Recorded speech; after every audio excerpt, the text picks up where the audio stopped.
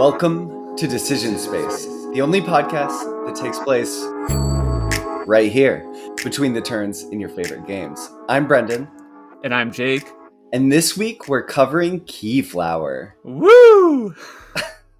I'm surprised to hear you excited for it, Jake, because I feel like I dragged you into this kicking and screaming, but maybe that was a sarcastic woo. It's going to be a fun conversation regardless. Okay, well, ominous and exciting. I feel like that leaves us all with a little bit more to sort of dive into as we kick things off. But for all of our pre-planners out there, I want to let you know that next week we'll be covering Stefan Feld's Bruges, a game that Jake will not be saying woo to, but woo to one of his favorite games of all time. And I've been playing it a bunch lately on Yucata, and I'm excited to discuss it with Jake. I think there's a lot going on in the game. So if you want to try it out before we cover it, now's your chance. Hop onto Yucata, give it a try. It's pretty quick to learn. There's a lot going on, though. Yeah, don't be confused. It may be pronounced Bruges, but it looks like Bruges. Yes, Bruges. Awesome. Well, let's jump right into it, Jake. I'm going to make you give your rating and slogan first. Oh, boy. All right, here we go. Brendan, I hope we can still be friends after this just vicious teardown of classic beloved game Keyflower. All right. Keyflower is weird, but not delightfully so. Players will find themselves getting tripped up by the threads of interwoven mechanisms more than they'll be able to dig their teeth into them. While the game is unquestionably interesting and works as a strategy game, I've encountered more moments of frustration than fun, and I'm going to give it a 5 out of 10. Oof, no promises on still being friends. Keyflower is a bit of an enigma. It's a game packed to the brim with interlocking systems and ideas. Sometimes these systems are surprisingly sharp and delightful, like a trip to the fair on a nice spring day, and other times they can feel you a bit like Jake, unwieldy and bog the game down, like taking a trip to the timber yard in winter. I admire Keyflower. It's a game that throws cautionary design principles to the wind. And in the end, it's unique. We used that word twice. Engaging and smart. However, in seemingly trying to do something for everyone, it will likely miss the mark for many. 8 out of 10. So unlucky 13 between the two of us. Yeah, I think your slogan and review is completely fair, and I think obviously a lot of people like this game, but it's a subjective marker. And yeah, just at the end of the day, for me, I found it slightly boring, kind of like take it or leave it type of deal. Not that it's bad, but just not one that I would seek out to play again and again. Yeah, that's very interesting, and I'm sure we'll get into more of why exactly you feel that way. I do wonder if this might be a game that so we've primarily played it on Board Game Arena, and I wonder if playing it at the table would have produced a different feeling for you. I suspect not, because I think you're very much a mechanics-driven player. Like, your experience of games so much matter on like what is going on in the systems. But I don't know. What do you think? I definitely think I wanted to bring that up. So I've played this exclusively on Board Game Arena, and all my plays except for one have been asynchronous. And as we'll get into it in the game, it has a significant mechanism of memory, really. And that is going to be really challenging when playing asynchronously, especially. And that was one of the things I found just kind of like frustrating. I don't believe that sitting over the table, all of a sudden I would have perfect information of everybody's supply of meeples behind their player boards. But I think that would enable me to sort of intuit more when making decisions, instead of feeling like more or less it's kind of a crapshoot whether I'll be able to somebody can outbid me or not. Sure. And I think we'll definitely get more into that mechanic as we go, because I know anyone who's ever played or heard about Keyflower is going to have opinions on it and want to hear our thoughts on it as well. But just to give the background of the game, it's designed by Sebastian Bleasdale and Richard Breeze. It was published in 2012 by R&D Games, which is Richard Breeze's company. And I think, interestingly, Jake, sometimes we've covered games on the show and we've said, wow, this game feels like it could have been designed a few years ago or even now. And I think in looking back, to me, playing Keyflower, in some ways feels like an earlier game than a game published in 2012, just in the things that it's doing and its approaches, which is intriguing. Yeah, I think I don't know early or yeah. I don't know if it feels like it was done like long ago, but it definitely feels dated in some ways, I would say. Sure. Sure. Maybe even I'm thinking like, oh, I wouldn't be surprised if this was, being worked on starting in 2008 or something. Yeah, oh Um, sure.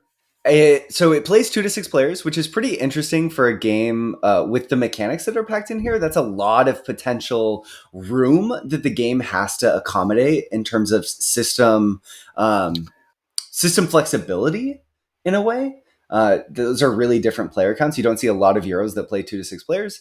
And interestingly, I noticed on BGG, I wanted to glance at the mechanisms list because Jake and I were talking about, oh, it's going to be really tough to talk about Keyflower because there's so many different mechanisms. And I think there's 15 total listed in the mechanism section. So I'm just going to read them out Yeah, because I think it'll be please. funny. Auction bidding, auction fixed placement, constrained bidding, endgame bonuses, hexagon grid, modular board, multiple lot auction, network and route building, ownership, set collection, tile placement, turn order auction, variable setup, worker placement, different worker types. So that does a good job of sort of explaining some of why Jake was saying like this game is going to trip up newer players. And To my be fair though, like 7 of those were just auction. 7 of them were just auction and 2 of them were worker placement. But there's lots of little twists on other Yeah. things. When I think if you've never played Keyflower, my wife, when I was recording this and told her, Jake, that we were going to be playing Keyflower, she said to me, "Oh, you found someone else you could rope into playing that crappy game." Because I've actually been playing Keyflower and trying to get Maya to play Keyflower with me since it was my like third modern board game that I picked up. So I think it's important people know that I have this strange fondness for this game as an earlier system that I experienced. I think we talked about that some last week, but know that it's kind of a gnarly little machine. But we should say that collectively, the board game enthusiast community is on your side and not Maya and mine, because this game is ranked into the top 100 games, right? It's like sitting in the 70s or something. Yeah, as of this recording, ranks 78 on Board Game Geek. So So certainly, more.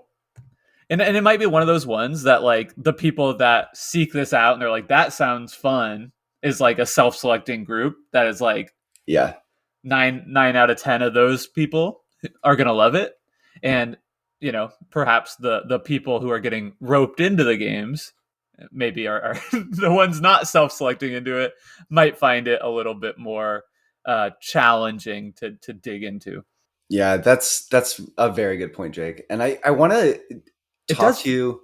Go I for it. just want to say, just last on that, it feels like when you look through the top 100 games Mm-hmm. on Board Game Geek, this one feels like anomalous to like the rest of them. I'm not really sure why it is, but like it just, you've got so much like, and maybe it's like has to do with the art assets or the time it was published. Um, but it just feels like a little bit like it's impressive that it's hanging on there. It feels anomalous to the rest of the list, and in ways it's hard for me to just like really concisely put into words. I think part of that too for me is the audacity of the design. It does so much that it's sort of, like I said in my synopsis, it's throwing caution to the wind. Like many things that people say not to do in game design because they're not going to lead to potentially the best experiences, it tries to do them and say, this is the best way to do it. And I think it's going to create an interesting play experience. Yeah, So if you haven't played Keyflower, we don't want to leave you behind. So let's go to a quick synopsis that we pre-prepared, and we'll be right back with you after that to delve more into the game and our thoughts on it. interdecisional spaceship. Run the audio log for rules overview. Keyflower. Boop, boop, boop, boop, boop, boop, boop. Keyflower is a worker placement auction game in which your workers are your bidding currency. Over the course of 4 rounds, spring, summer, fall, and winter, players use their workers to bid for tiles introduced at the start of each round. These tiles are either worker placement locations, unique player abilities, or endgame scoring conditions, and if a player places the winning bid on a tile at round end, they add that tile to their own personal village. Bidding for tiles or activating tiles with workers follows the same rules. Players place one or more of their worker meeples of the same color into a location to either bid for or activate the tile. Then in subsequent rounds, other players may bid for the tile or activate the tile by placing meeples of the same color into that location or to bid for it, but must place at least one more worker than what's currently there and in a matching color. So if a player bids 1 red to start, 2 red must be used to outbid, then 3 red, and so on. Workers in Keyflower come in 4 colors: red, blue, yellow, and green. Green meeples are special meeples that players may only gain access to through utilizing specific tiles, making them particularly powerful. As a twist, players may activate tiles currently being bid on by other players, and players may activate worker placement locations in other players' villages as well. However, both of these options come at a cost, as workers used in another player's village will go to that player at round end, and meeples on worker placement locations currently being bid for go to the winner of that bid. When adding tiles won in the auction phase to your village, players must match roads or fields shown on tiles already in their village. On top of all of this, there's a resource production logistics puzzle in which players transport resources along roads in their village to upgrade or score additional points at game end based on the tiles added to their village.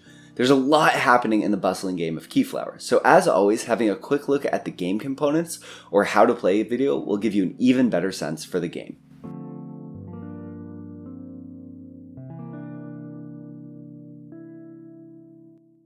Thank you, Interdecisional Spaceship, for that. I really quickly, before we jump into the discussion, I want to just make a quick note about the theme, which I think is a particularly not exciting theme, and also a particularly kind of lazy theme, and it is this sort of settler colonial theme. And this game could have been themed anything. I would be so much more interested if Keyflower was a space game where you were actually like building out networks of your like space station and you're collaborating as you're exploring a galaxy with these different like groups who are doing the same thing. But instead we have this like quaint, oh, it's a little pun on the word Mayflower, which It's like barely a pun. Like that is a low effort pun. Like I think, and I mean, you could play this game. I think the first time I played this game, which was before, preparing for this podcast, it was a few years ago. I just tried it out on BGA because of how highly rated it was. Like, I did not even make that connection because the game is just so abstract. That's like, oh, it's like a flower because you're like growing up a little town or whatever. Like, I don't know. I mean, yeah. there are boats in it. So, and I mean, obviously, like the word Mayflower, the fact that that is like a pun does invoke colonialism. But, and not, I guess not to like excuse that completely, but like this game is so abstract that I don't feel like I'm playing a colonialist game or a colonialist simulation at all when I'm playing this. Yeah, that's it. And I think that is just because, like what you're saying, Jake, it's so abstract that you barely even think about the theme once you Yeah, start it playing. might as well be an abstract game. Yeah, yeah, I kind of wish it was. But given the fact that we're having this discussion of theme, what we're going to take it in a completely different direction for the podcast and do something a little bit more thematic.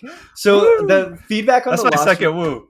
Yeah, it's the episode of woos. The Arnak episode, we did exploring Arnak, and we sort of did this cool worker placement exploration where I didn't tell Jake what we'd be discussing, and he had 5 different worker placement auctions or action selection spots that he could pick, and then that would be the thing driving our discussion. So this time we're going to explore the Key Village, and I'll be giving Jake those Key actions. Village. Great pun you made there. Thank you, Jake. Thank you. It took me all week to come up with that one. So I'll read Jake the 5 options. You can think about what we might be discussing when they're picked, and Jake doesn't know what we've been discussing. And so the options are, and he's going to pick one, and then that will drive the discussion. The options are check out the timber yard, draw water from the well, see what the peddler has for sale, stop in the tavern, and admire the windmill. I want to start in the tavern.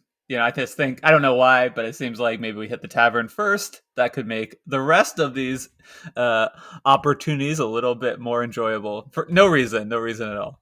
Interesting. I'm on board. Let's go to the tavern first thing.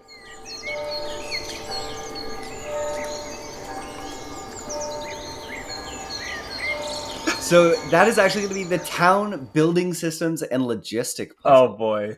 So that's an interesting place to start. But I think it's apropos of the game of Keyflower that we're not going to start with the auction bidding system or the worker placement system, Oh. but we're going to talk about what you're actually doing with tiles once you acquire them. And everyone starts with a single tile in front of them. It's their home tile, and it allows you to do a few things when used. It's also a worker placement spot. So if you play a meeple onto it, you get to move resources twice and upgrade 2 locations. And whenever you, Jake, help me out if I'm losing track here, but I just want to like make sure to give people a quick reminder of everything going on here. In the game of Keyflower, when you are bidding on tiles that are in the middle of the board between all players, if you win those bids, you take those tiles and add them to your village at the end, and they all have different paths on them.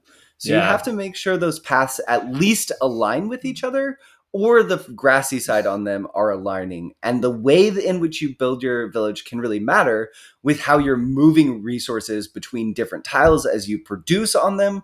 Or if you produce in someone else's village, those resources will come to your own home tile. So you want to be sure to have quick paths between key locations. Yes. And having said that, This is your captain speaking. This We is the are now earliest approaching turbulence. a little bit of turbulence. Please return to your seats and buckle your safety belts. I just want to get that out of the way early on. So are you saying the rest of the podcast is just turbulence for No, you? but this part of the game in particular, I have some issues with. It just feels like, of all the interwoven mechanisms in this game, like this kind of logistical puzzle layered on top of it is perhaps the area where I feel like the rules overview, like the rules overhead, um, it's not like enormous, but it is more rules. But just the kind of the payoff for it creates more moments of frustration than moments where you're like, yes, that feels really clever. And I think part of that is there's a big barrier of entry here, because you kind of need to know what is possible to come out at the end of the game. Some of the scoring, like end of game scoring conditions, might be like having the longest kind of continuous circle of tiles where you can like trace a path along your roads without like doubling them, and that could be worth points to you at the end of the game. So you might want to think about that. You might want to think about like creating a spot where you can put a single tile where it'll be like completely surrounded at the end of the game. But also you want to think about uh positioning your tiles in such a way that like the area where you're collecting resources is close to tiles that you might want to deposit them on for end of game scoring, or to upgrade your tiles in the end of the game. And ultimately it just creates uh this kind of tangled mess of mechanisms where it's like very easy to trip over yourself and make Yeah. mistakes, but it never feels great. It doesn't have, to me, it doesn't have that moment like in Carcassonne, which has similar, network of roads where you're put in a piece and you're like, that feels good. I always felt like, okay, I guess I'll just kind of like do this, and based on what might come out at the end of the game, which you don't even know over the course of placing them in many cases, it might work out or it might not. It just left me wanting, I think. I think that that's really fair because the opportunity for mistakes, feel bad mistakes that kind of lead to what can feel like a thrown away game, compared to the potential for what you're talking about, the sort of the perfect moment where you're placing a tile just where you want it. You didn't even know you'd get the tile, and it pays off in this huge way, and it's really exciting. That seems to justify the system, just isn't there. And it makes it really hard for newer players who don't know what tiles could be coming out and how they're supposed to place them. So it really is, Keyflower is a game designed to be played 10 times, not have a good experience the first time, because you're not going to have a good experience the first time. There's And that, just to go back to our earlier conversation in the episode, that might be the big distinction between this game and what is so common on the top 100 games. Like they all seem to cater to, maybe I shouldn't say all, but any more, new games coming out are really catering that first play experience. And even older games like Castles of Burgundy, something like that, is still going to be like a ton of fun your first play. You're still going to feel like, oh, I did well and accomplished a lot. And Keyflower is just not that way at all. Yeah, I feel like a common thread as we've talked about Eurogames throughout so many of our episodes, though we're not specifically a Eurogame podcast, but they make ripe discussion, I think, for our lens of decision space, is how tight are the rails on the Mm-hmm. game, right? Like how much is it willing to let your player go off in a different direction? Like a game like Arnak, the rails are fairly tight, but not too crazy. So it's keeping you moving all in the same direction. And then there was something like we covered, Grand Austria Hotel, where the rails aren't quite as much there. There's a little bit more room. And I think Keyflower maybe takes it a little bit too far, where Yeah. you're wandering in seamlessly. You could be wandering in any direction and you can make game ending mistakes. And I think that the sort of where you're completely out of the running for having ruined your placement. And that feels bad. I don't think that should be possible. And maybe a critic would say the onus is on other player at the tables who know the game better to help that player not make those bad decisions. I don't feel the need to discuss that too much more after our last discussion, but I will say, as an apologist for the game itself in some ways, this tile placement is what drew me in and I think endeared me to the game early on because I like the ritual of building a little town. I like seeing it grow. I like having the paths fit together, but I agree in a game design perspective, it just doesn't come together and it even subverts itself. We can get into this more later, but there's tiles that can come out during the season, so your normal round bidding before winter, that you'll get points. Like there's a lumber yard. For every one of the pieces of lumber that you can move into your lumber yard, you'll get like 2 points, or if it's upgraded 3, it might be 1 and 2. It's something like that. But those reward you if you can get them physically on the tile. So that's the logistics puzzle. But in the winter scoring, a lot of those say, oh, if you have one of each of these 4 resources, like iron and what that I don't. It's so abstract. Brown, black, and gray. Then you get 5 points for them, and you don't have to get them onto this winter tile. You just have to have them anywhere in your village and assign them here. So I feel like the game just sort of says, oh, you don't really have to worry about it if you don't want to. You could worry about it, but I think the way the game signposts during play, it's like, oh, I should be worrying about this. And then the winter tiles come out. It's like, oh, I should be worrying about that. So it Right. can feel a little bit jerky. And you mentioned this too, Jake, in terms of signaling. The game just, you felt like wasn't really signposting much to you. No, not in the initial plays at all. And I think, just to touch on our, to not get too far down into reviewing territory and think about like the decisions here. I think is that this part of the game in particular is a place where there are legitimate decisions to make, but that won't be apparent to you until you've played 3 or 4 times. Other than that, it just feels like choices, right? I'll just put this tile over here, like it fits here, that's fine. And then you realize later in the game, you're like, well, I've really messed that up, but I couldn't have, and that's what made me so frustrated especially in those first couple of plays. It's like I couldn't have known I was messing that up because like I didn't have, you know, knowledge of the possible tiles that could have come out later. Definitely. It's tough to plan when you don't know what you're planning for, and Yeah. Keyflower doesn't really solve that. And I just think, yeah, and just like with so much other things going on, and like we'll get into it, but like so much information that this game asks you to like try to keep in your head, I don't want to have to think about potential tiles that might come out later as I'm placing. It just seems like going right back into reviewing territory. It could have been a game like this mechanism could have been streamlined in a way like even if you want to have a logistic puzzle, a game like Isle of Skye kind of has that, where you have like sort of like factory things for better, where they're like producing, and you want to like connect it to like villages via road, but that's sort of like all happening passively without you like actually having to like do active movements of activating tiles, moving stuff around. That's sort of it just makes you wonder like, well, what's like the actual game here? It's pulling it in such a different direction. Sure. The one criticism of that might be the idea that they do reward you for upgrading tiles, and that is a major source of potential points. So the game does go out of its way to incentivize you to do it, but I do think that there's so many barriers in the way of you doing that. Also quickly mention that there's an expansion that utilizes the space in between roads as fields for adding animal meeples to, but we're not going to cover that in the scope of this show. And but it's just another way that you can add even more systems and complexity to Keyflower. So I feel like, Jake, with that, we've kind of had our drink at the tavern. What should we do next? Do you want to check out the timber yard, draw water from the well?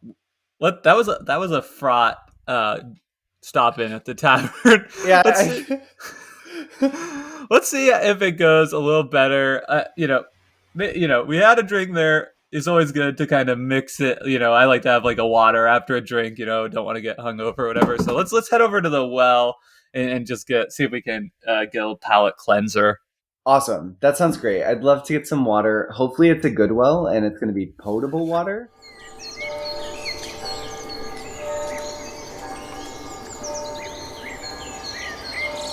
With that, you've chosen worker placement systems and bidding.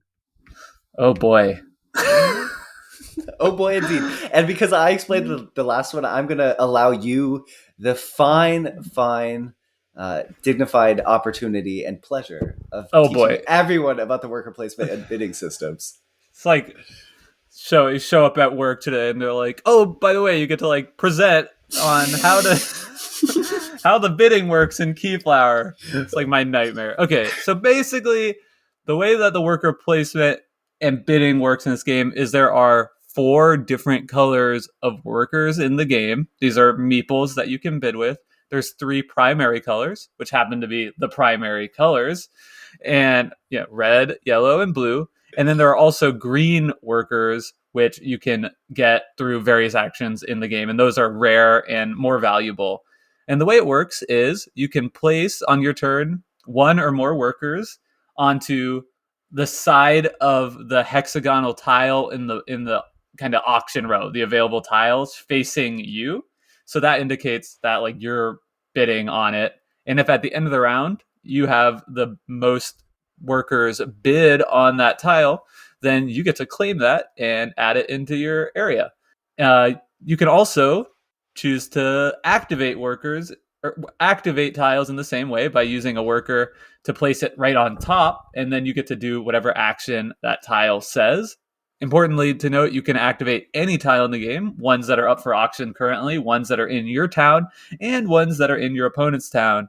And finally, kind of the most important rule here is once a tile has been activated with one type of worker color, that's the only type of color you can use on that for subsequent placement, barring a special tile that potentially breaks this rule. So if I bid a yellow worker on a tile, then Brendan has no choice if he wants that tile to bid a higher amount of yellow workers. So that's pretty much how it goes. Is that what you wanted me to do to explain how it worked? Yeah, that was really well done. And the only other little wrinkle I would say is if someone bids on a tile in the center. So at the start of each round, new tiles are put out. That's seasons in the game for bidding. And if someone bids on the tile with a color, then to activate it, you'll have to use the same color that has already been used to bid on it, and vice versa. So a lot of what's going on in Keyflower, and why I think this is probably going to be the best chance for us too, Jake, to get into some of the memory aspects of this game that can be really frustrating for you, is that at the start of each game, each player actually gets a selection of meeples blindly from the bag, workers. And those are from those 3 primary colors that Jake mentioned. I don't know the exact number, but it's a decent amount. It's like 8 or something. Yeah, it's like 8. And then each player actually in the physical version of the game has these really adorable little houses that work as player shields for them that they put their little worker meeples into, and it hides the meeples that they have. So you can't be sure at the outset of the game what type and color of workers other players have. And in Keyflower, workers are currency for bidding, and currency for bidding are workers. So it's a highly interlocking system.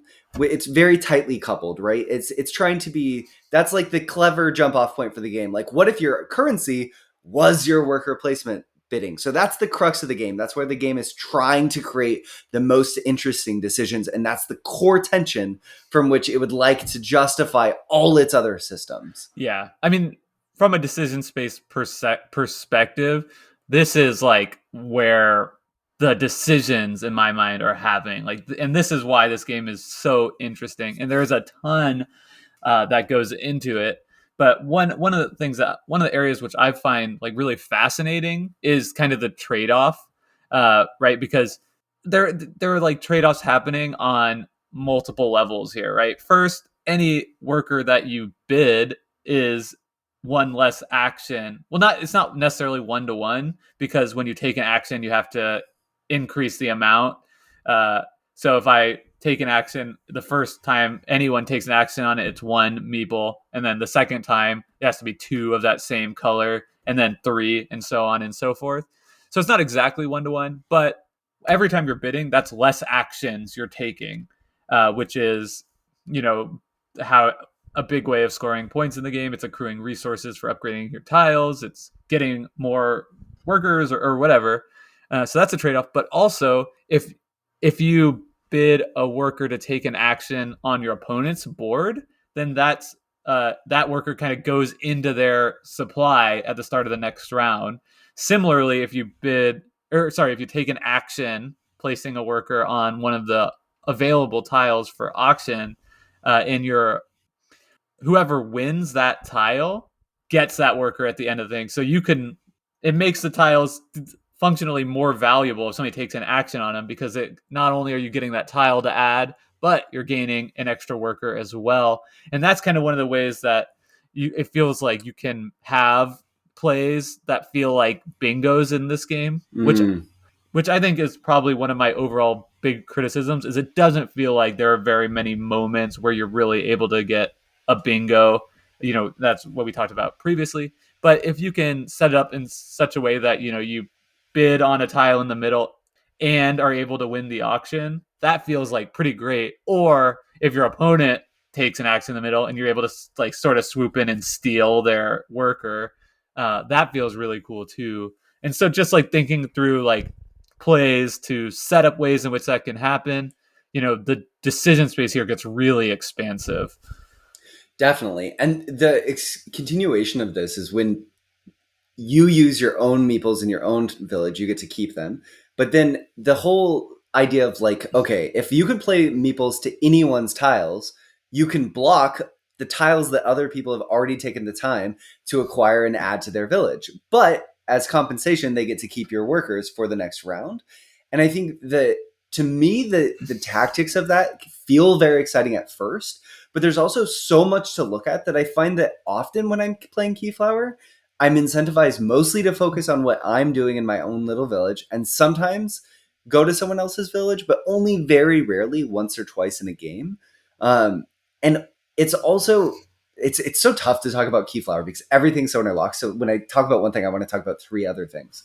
But I think partially I agree, Jake, that for me, this is the system that makes the game the most interesting and creates the most dynamic decisions, where I'm having to make really hard judgment calls on, is it worth it? Okay, is it worth it to bid 3 on this tile? Should I start bidding for this tile at 2 yellow workers? Because you can opt to do that. You don't have to start at 1 of a meeple color. You can start higher.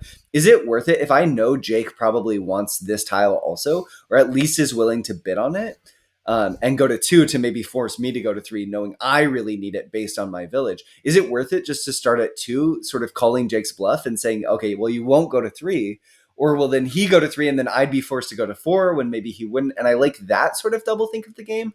I've done that a fair amount in some of our games, Jake. I think it's worked out some of the times and not in others, where I've just sort of jumped to 2, because the incremental bidding feels like it matters so much more when the resources of your currency are pretty limited. Yeah, and we should also say, if you get outbid on a tile, so any workers that you've placed on a tile to take an action are sunk. They're there. But if you get outbid, any workers that you had previously bid on that, you can then reallocate to a different tile as action. They essentially go back into your supply. And you can also take them back behind into your supply if you wanted to at round end. Right, at round end, you could just leave them. Yeah. And I think that's really cool too, because that's one thing I love in games, is like when it allows players to feint, and that enables that. You could bid 1 worker on a tile you don't want, trying to like bait somebody into, spending 2 of their workers, expending their resources in a way profitable to you, and then you just move it to somewhere else. And so that's kind of a fun thing.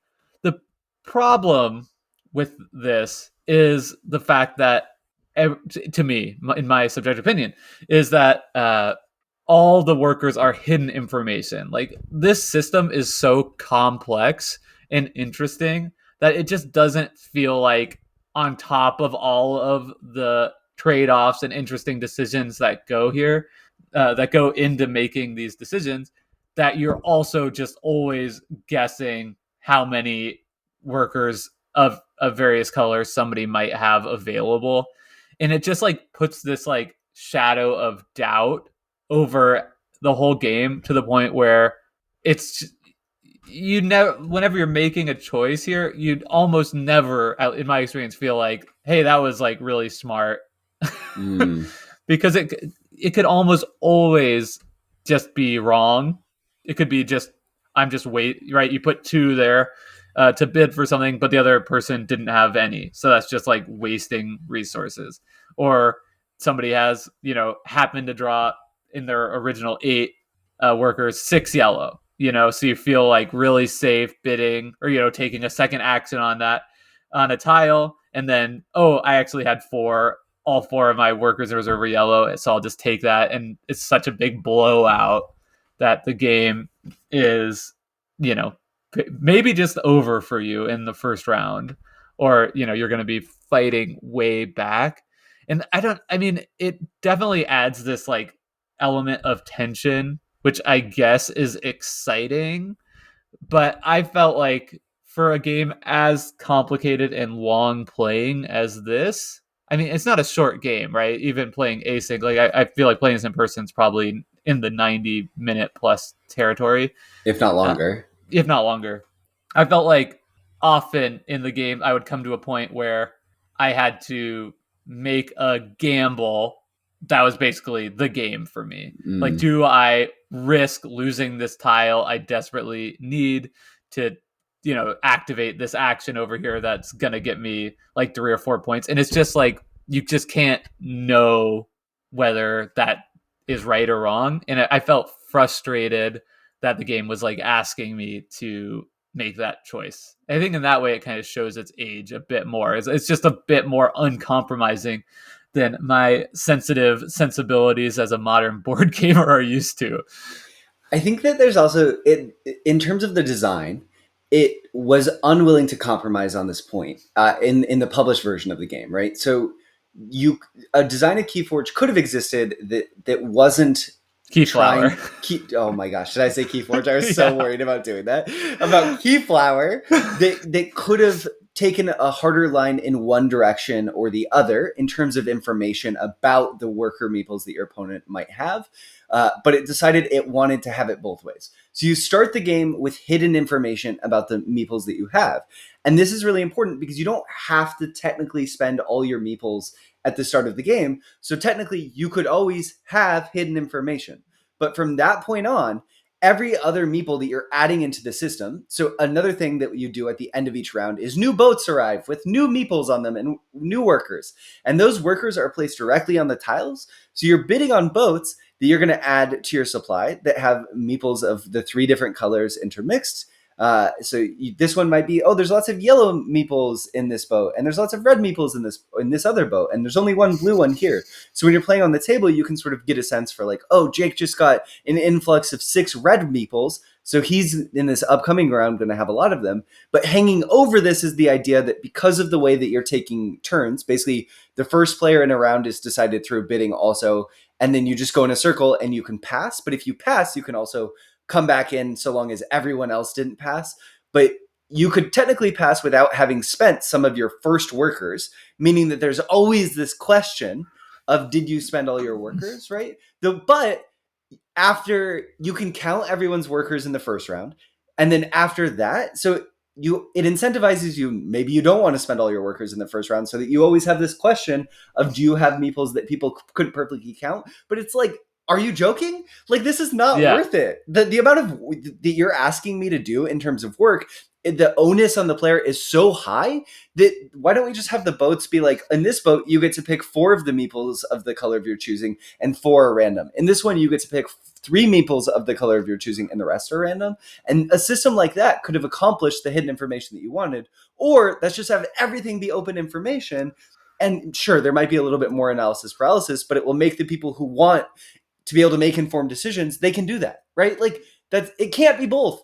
This is a system where you can't be both, and it tries to be, and it's just saying to the player, like, just don't care as much. And it's like, no, I want to care. Or just be smart. Just be smarter and like no, because technically you could, which I agree. It's like so frustrating, so much worse than if it was just all hidden, and you're like, okay, I don't have to like try.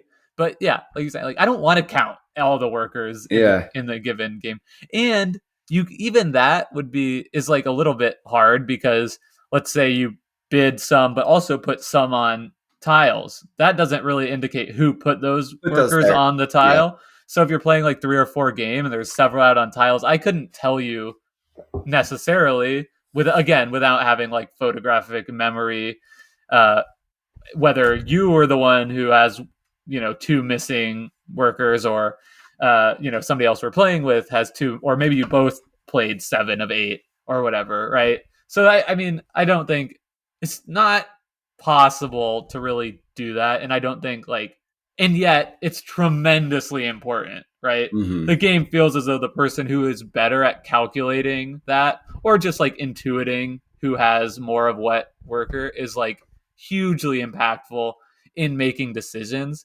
And if you like can't do that, or perhaps like won't do that because you just don't want to spend your entire time with this game, like trying to like think, okay, how many workers do they have? Like, because I just don't find that type of work particularly fun in general, right? I find that the actual like making decisions part of games, like that's what I'm here for. So if you can't or won't track that, it just feels like you're at such a big disadvantage to somebody who might be like good at it or, is gonna spend their whole time like, don't talk to me. I'm like thinking, I'm trying to like keep all this information in my head at once. I don't know. It's definitely a frustrating element, but we should say there is technically an official variant that has you use open information like we were discussing, where it's out in front of you. I think the one I've seen is once seen, always seen. So you still can keep that hidden information from the beginning of the game as long as you want. But all the workers that are coming in off of boats or returning to your supply are staying out in front of your player shield. I know that's the way that a lot of people prefer to play this game. And Richard Breeze, I believe, has like said, okay, like that, if that's how people are enjoying this more, then sure, that's like an official variant. Yeah. Sure. And that's not now necessarily how Jake and I have played it, just because that's not the implementation on Board Game Arena, and it's not how the rules are written in the box. But I think if that's how your group enjoys it, you should definitely play the game. I think I would enjoy it more that way. Yeah, I think so too. And I think it is great that Richard Breeze came in and sort of allowed the game to be a living one and to change it in that way, or to endorse the changes that have been made. Because I think people get all in their heads a little bit about games sometimes, and the best way to play a game is however you would like to play it. Yeah, I'm definitely team like house rule it if you want. Yeah, same. I mean, yeah. So I feel like that's been a lot of time drinking from the well. Like I'm especially hydrated now. So what do you want to do next, Jake? Do you want to admire the windmill? Let's admire it. Let's just take a break. Wow. It's a key mill. Oh, look at the key mill. It's just so beautiful. We're people who haven't played Keyflower won't know that we're being tongue-in-cheek here, because everything in the game that can have any sort of close to key pun does, and that's sort of Richard Breeze's. And he has a whole series of games that are key whatever. Like Key Harvest, Keeper. Yeah. Key to the City of London or something. That one doesn't even sound like a pun. I know. That's interesting.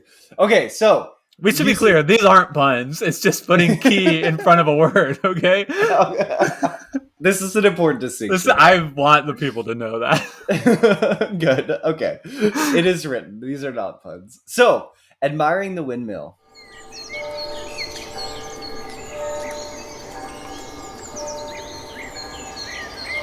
game end scoring / winter tiles. So, this is a system that I think is very interesting in Keyflower, and one that I actually enjoy quite a bit. At the start of each game, every player is dealt 3 winter tiles. So they can see those tiles. They know what the potential game end scoring conditions that could exist in the game. And generally, these game end scoring tiles that you're dealt, the winter tiles, are some of the most point rich tiles in the game. So they do give you a signpost post to sort of guide you in a potential direction. However, when you get to winter, players may choose to play all 3 of these tiles as to the center to be bid on, or they may choose just one, or they can play 2 of them. So you have to play at least one, but you don't have to play all of your tiles. And this system gives the player some choice in sort of saying, okay, do I want this tile to be in the center for bidding, or do I not? And it also means, however, that the signposts that you might be aiming for, someone could outbid you for them in the end, and you might not end up getting them. Jake, I feel like you're going to have a lot of thoughts on this system. Well, let's just acknowledge how like insane this system is from like a modern board gaming sensibility, right? I mean, the end of like, secret objective, like end of game scoring are things that are like so common and are a great way to signpost, like you're saying, like and can direct players towards strategies. But here that is just completely blown up by the simple fact that like, hey, that end of game scoring that you've been working on the whole game, well, guess what? There's like an open auction for it now. And in many cases, right, in function, because everyone is sort of knows about theirs, at least in my initial plays, I found like typically people are kind of going for the one or 2 that they put out onto the board. But again, I guess this is just another way that it's a very different game for people that are experienced, because you might be like aware of all of them, all the possibilities, and could like better craft a strategy that's like going for a variety of different ones that might come out, so that you could really blow someone out by saying like, I think they're going for this, I think they're gonna play this, so I'm gonna plan to steal it, and perhaps put out a goal of mine that doesn't really help anyone much. Mm-hmm. I don't know. It's crazy. It blows my mind, and it's another thing where it's like Breeze is kind of saying, and both designers. I shouldn't just say Breeze. It's just saying like, let's just make this decision space as huge and big as possible, at the expense of like any kind of restraint and direction to players, right? It's a great example of where like there could be rails, and the designers are saying like, no, like we don't need that. Let's just like make this insane. Well, and the decision that you're offered between you can play one or more of them up to all 3 is really interesting. And I haven't seen this mechanism in a lot of games, because functionally this is a mechanism that's saying that players collectively at the table are having agency over what the average point value of endgame scoring is going to be. If everyone plays all 3 of their tiles, the end game score will be significantly higher at the end of the game, because the potential points is likely going to be larger. You do have to assign different resources to different endgame scoring tiles. So this isn't always completely true. You can't just like get everything and triple count, but on average, it's going to be higher. Likewise, if everyone plays one tile, the average points will be lower. So players going into the final round who have already built up a lot of points from, say, spring or summer tiles where you're trying to store goods, they might have a lower incentive to play tiles to. And I think that sort of agency is really interesting. But the flip side is, like Jake's saying, it's so hard to wrap your mind around all of the different potential options. And I have found I generally seem to have better playing games when I get a tile that I work towards and then win it, rather than trying to stay flexible and open. And then when I see them out, make some bids, and then use all my workers that I've stored up to do a bunch of work in that winter season to build towards that goal. It's just really hard to catch up, even though you have the most workers that you've ever had. To catch up can be difficult. If you've planned going into winter, you're going to do better off than getting to winter and doing a bunch of work to try to catch up. Right. And also, right, in this end of the game, right, bidding on goal, right, if you're going for one, is so incredibly fraught because, right, you want to use as many actions as you can to build your points, like to score off that. So you're saying to yourself, like, okay, I think 3 workers is enough. So, and somebody might be waiting or passing until the end, and then they swoop in at the end, and you've basically played a whole game for nothing. Like, I haven't seen that happen, but I'm always like worried about it at the end of the game, Mm. where I'm just like, man, this is gonna really suck if somebody's doing this. But you, at a certain point, you have to make the choice if you want to be competitive in the game that, like, I can't afford to spend more workers bidding now, because then I'm going to lose out on people that are doing more actions than me. So that's just like, it's interesting. It's really challenging. It's a fun, but it's like not a decision that feels fun. It's a decision that feels like stressful.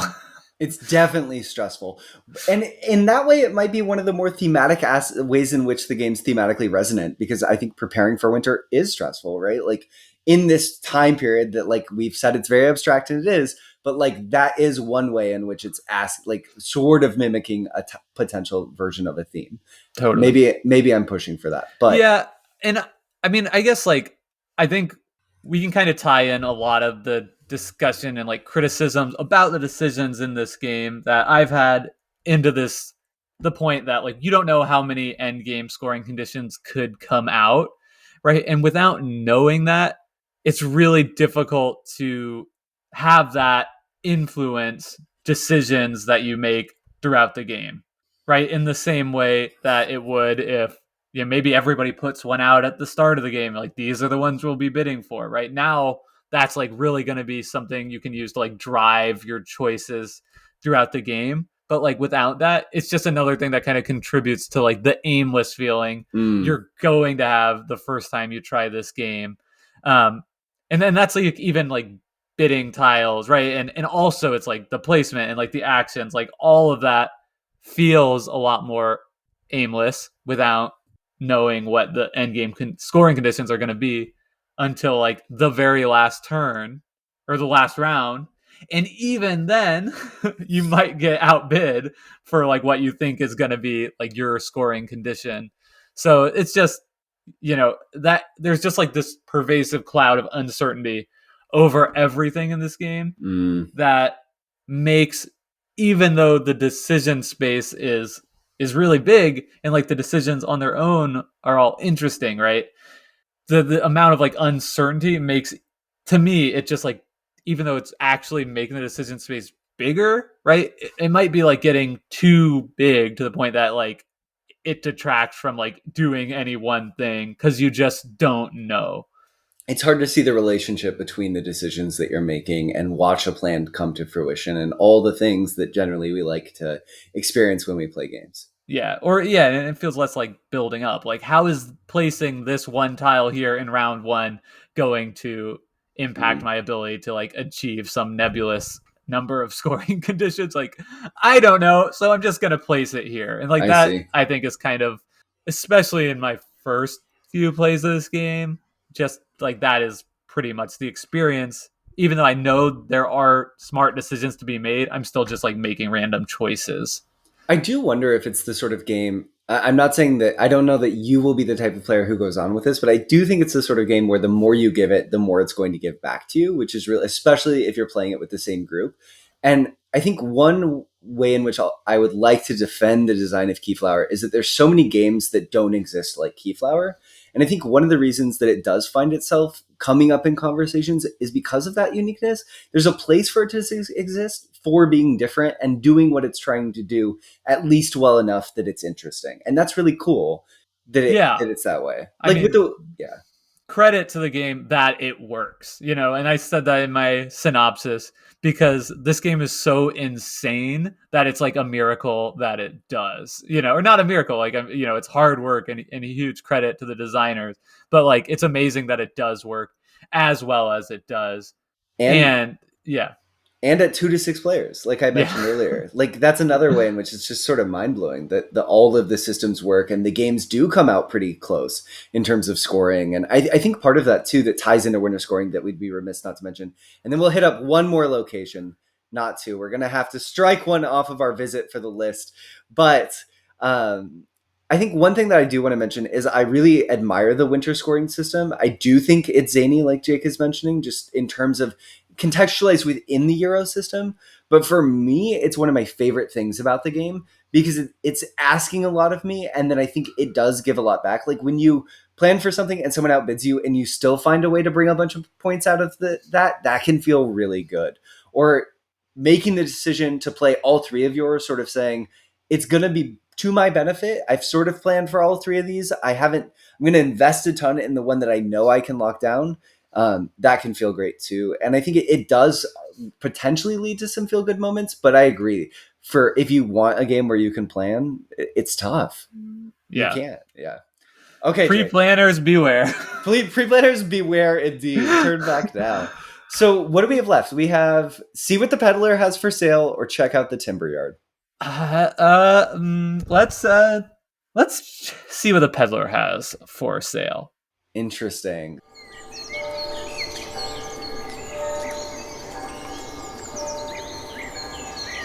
So that's going to be summer boats and variable player powers. Does that not kind of do these not kind of tie together? How? The What do you mean? What do you want to say? You want to do the final? I see what you want to cover both in one. That's what I want to do.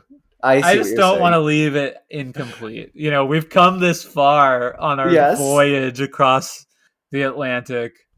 I guess that's pull them both in. I'll let you frame the final discussion of what we're seeing what the peddler has for sale with.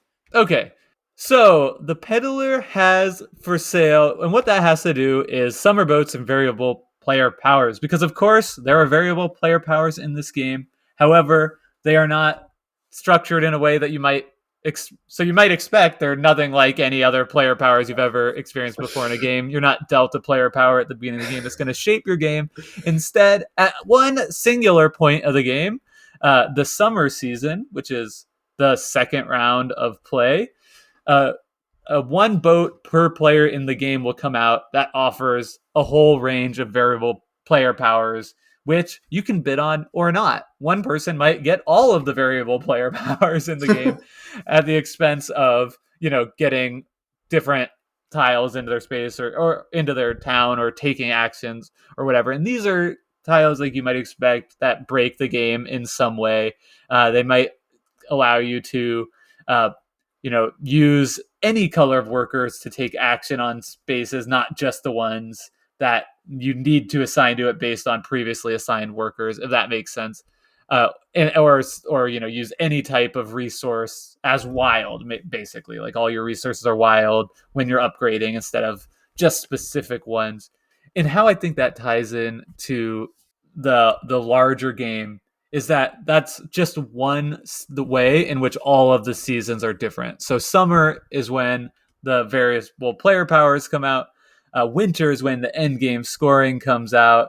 And spring and fall, are those different in special ways too? Or are those kind of just like the punctuated base version of the game? I think they're the punctuated base version of the game for the most part. Fall has some of the locations like the timber yard where you get points for getting things onto it. And spring, right. the first season of the game is just like, we're going to get all the tiles out that give you the access to the base resources. But there's definitely, so there are different tiles that come out per season. Yes, exactly. And the summer ones is the boats, which are variable player powers. So, Brendan, what do you think about this? So honestly, Jake, this is a mechanism that when I have played at the table with players who are new to the game, I just don't include these tiles. Because really? I really do. I think it's a really cool mechanism, but I feel generally when I've been able to play Keyflower with new players to the game, I am asking a lot of them. The game is asking a lot of them. So I'll leave these boats out because it's just one more thing. There's a lot of iconography in the game, and if you haven't played a lot of board games, or even if you have, some of it can be a little bit confusing, especially the Wainwrights with moving of resources and upgrading them, wrapping your head around that system. why does this tile say I have to have resources on it to score, but this one I don't? And I think the boats create really cool moments, but none of them tell you what they do just by looking at it. You always have to go to the rule book to interpret what they do. And I think that leads to moments where players will just sort of ignore them because they don't want to be the one at the table who's like, okay, what does boat 2B over here do? You know? And this one says all of it, and boat 2B, it turns out, doubles your transport capacity and upgrade. So whenever you do that at the end of the game, your scoring on that vector is just doubled. But it's hard to know just by looking at it that, oh, that's actually saying my scoring capacity is doubled, right? Or that when I use a tile, it's doubled. So there's a lot here. I think these are really cool. They allow you to do interesting things. Breaking key rules in the game, key rules, is interesting. Getting a green worker whenever you take your other workers is fun. That's powerful. It changes the power of certain tiles, but it's just, Jake, you mentioned like the thesis in some ways of Keyflower was like, what can't we fit in the game? And this to me is like one of the best examples of like, what can't we fit in the game? That's interesting. I actually have a different take on it because in some ways, like these boats are one of the things I've clinged on to as signposting, like in the game. Like if I'm able to get one of these boats, that can sort of give me a much needed focal point. Like, oh, okay, like I can rely on this to get tiles that I need to transport around a lot, and like now I have this thing that I can cling onto. Of course, the way that is subverted so that it's not clear signposting like it would be if maybe you started the game with one of these tiles is that you only get it if you bid for it at the halfway point in the game, so you can only use it for half the game anyway, so you're still like kind of lost at sea at for the first 2 rounds regardless. So yeah, I mean, it's interesting, right? Because again, like it's what we understand and expect variable player powers to be in a game, but it's like subverted in a way. But the caveat there is like this game came before a lot of variable player powers in game as we experience them in more newer games, more commonly, right, where it'd be something you kind of get from the beginning or not included at all, or at least have like access to knowledge of what might come out at the beginning of the game. But it's hard to say that's like subverting the standard when in reality, like the standard maybe is just like innovated on this in a way that is more pleasing to more people. I think it's really interesting that they're boats, because boats play such a key role in the actual round and meeple injection systems, right? So there's also boats that you're bidding for that give you meeples at the end of the game. So I found when I've included these with newer players, they're like, "Oh, there's more boats. Why are there boats over here and here?" And it's a mechanical reason, right? There's another tile that can come out that give you more points the more boats you have. So these have to be boats because you want to enable yet another strategy of, oh, maybe I'm just the boat guy. I'm the boat person. I go for lots of boats. My goal is to get. It's a set collection game. We're collecting sets of boats, and that works more at higher player powers. But that's a great example of like, did that really need to be in the game? No. Is it? Yes. Does it make it more interesting? Maybe. But it's a lot more to digest. I definitely know that you've glommed onto these and enjoy them, and I think that's awesome, and I do love that aspect of the game, and I think it's cool how subversive some of them are and how powerful some of them feel without breaking the game. Yeah, big boats. So let's I'll leave it to you. That's kind of, I guess, maybe in that final part, just close with a discussion of the turn order bidding system, because I feel like that's a system that I haven't seen you interact with much, but I'd be curious to get your take on it. And I think that's a product of us mostly playing at 2 players. So not engaging with it hasn't really penalized you much. So it hasn't been a place to put your efforts. Would you say that's fair? Yeah. And so the turn order bidding, right, is just that there's one tile that's available every round that gives you a purple first player marker, essentially, right? And then yes. And in higher player count games, there's additional tiles where you could bid for second or third. So because in it, like a 6-player game, it matters so much more, right? You don't want everyone piling up onto the going first and then just having it go clockwise, because then I'm benefiting from the bids you made. So that's a Jake, you put down a really big bid on first player. Oh, well, maybe I'll just settle for, I'll throw 1 or 2 meeples over to the second player tile marker, and then we'll see how that shakes out. I think It's go for it. For the first player, the player order bid to work, you have to like want to do something. Yeah. And I so often find myself like adrift at sea. It's like, maybe I want to do, put some work, take some actions, or like I'm going for a certain tile, but you also don't even know what tiles are going to come out when you're making that bid. So, I mean, I get for sure, it's definitely important. And if we were playing primarily at 6 players or 5 players, I think you could intuit the reason why you might want that a lot more. And sometimes I have been frustrated if I'm the second person and I just like flip over a good tile, I upgrade it, and then your first move is to like just use it. And I'm just like, well, crap, like that's super annoying. I don't like that.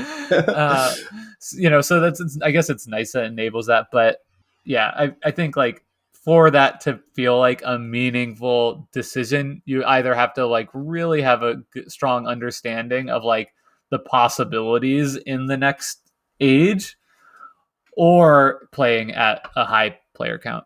Yeah, I think that that's all fair. It does also allow you to choose your boat at the end of the round first. So that's another way in which, if a boat comes out and you're really invested in blue, or you want to be really invested in blue meeples, you would maybe bid a bunch of a different color to go for blue, so you could get a ton to really activate a worker placement slot in your village. Because if you get a lot of meeples of one color, one, it makes you more predictable in the auction bidding system, but it does actually allow you to overproduce a certain type of resource if you have a tile that does that. For example, there's a tile in the game that when upgraded gives you 1 of each type of resource, and then there's a game and scoring condition that gives you 5 points for every 1 of each resource in a set that you have. So that's an example where maybe I'd want to bid on first player so I could get a boat with a lot of blue, so I could go into winter with 8 blue, knowing I'd be able to activate that tile still only 3 times, which is still pretty good, because I go 1, then 2 blue, then 3 blue. That gets me to 6. And then if I had 4 blue, I could go to 10 and activate it another time. But that's really the only way in which something like that could strongly incentivize. Right. The blocking also, the fact that the game allows you to choose how much you're blocking, I think is interesting, but not necessarily fun. Jake mentioned it earlier. He upgraded. The green meeples are really powerful. We haven't discussed them very much, but because they're a meeple, a worker placement color, or a Reese currency that you only get through activating, there's a few numbers. So sometimes just using those to bid for something will help you win a tile outright. So Jake like got a tile that created green meeples, upgraded it, and I was like, great, I'll just put 2 meeples on this and block Jake. So if he's going to use the tile, it has to be super suboptimal. He has to play 3 meeples to it to get 2, and it just... That was like my first play, right? It was like, Jake's first play. And it's like, it's such a, right, like that is such a kind of a nuanced interaction, right? Where it's so hard to... Sorry. Like, you're just like, okay, like what the heck is going on here? Okay, I can like, one of the few things I can like understand about this game is like it costs this much to upgrade this tile, and then you do it, and it might have even been like the second to last round when I did it, so that like, so I do it, and I was like, oh wow, like upgrading that tile, because that one is such a powerful action or whatever, it doesn't actually give you points to upgrade it as many to. And so it's like I managed to like do something productive in the game that was like strictly wrong, like strictly hurt me. Which I mean, it's fine. Like, and it right that, but that just kind of like shows like how difficult it is to interact with these systems on the first time, because there's just so much going on. Also on the boats, you might get a tool, which is like another type of like currency that like exists alongside all these other systems. There's like 3 types of tools in the game that you might collect for end of game scoring, or maybe you need it to like upgrade a specific tile. And it's just kind of like, yeah, like sometimes I might care about a tool because like I on a boat and I need it to like upgrade one of my tiles. But yeah, it just feels like I've rarely cared at all about in any of our plays so far about which of the two boats I get at the beginning of the game. And I feel like to really care a lot, it's like the designer saying like, okay, yeah, people are going to really care about this because of some understanding of the supply of workers from other players. Right? If I know how many of each color you have, then I care a lot more about what type of like boat I'm getting. But without that, which I think like realistically is a huge ask of the designer, it just seems like, again, certainly there's important decisions to make there. I know that, I sense that, but I'm usually just like don't care, or just like so slightly care that it's just like another way where the game is presenting me interesting choices, but they aren't particularly fun to make. I think that's really well put, Jake. I feel like for me, in terms of closing thoughts, the enigma of Keyforge really is that it's Keyflower. Oh gosh, dang it! Give me the tools to fix my speech.